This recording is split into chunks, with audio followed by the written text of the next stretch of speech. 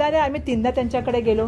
जो जैसे जा रहा था हमको तो लग रहा था मोदी जी को मारने के लिए लोग जा रहा था.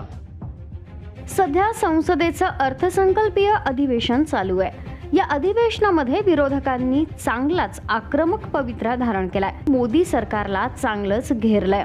विरोधकांना बोलू दिलं जात नाही असा दावा काँग्रेसकडून करण्यात आलाय. आज विरोधकांनी दोन्ही सभागृहात मोठा गदारोळ केला. विरोधकांच्या या पवित्र्यामुळे पंतप्रधान नरेंद्र मोदी यांना आपले भाषण थांबवावे लागले. तर लोकसभेत राष्ट्रपतींच्या अभिभाषणाच्या आभार प्रस्तावावर पंतप्रधान नरेंद्र मोदी यांचे भाषण होऊ शकले नाही.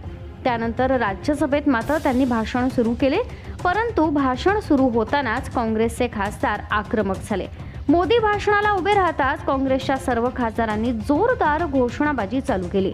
विरोधी पक्षनेत्याला बोलू द्या, हुकुमशाही चालणार नाही. त्यामुळे राज्यसभेत गोंधळ निर्माण झाला. मोदींच्या भाषणादरम्यान विरोधकांनी संसदेतून घोषणाबाजी देत सभागृहाचा त्याग केला. आम्ही एकदा नाही आम्ही तीनदा त्यांच्याकडे गेलो.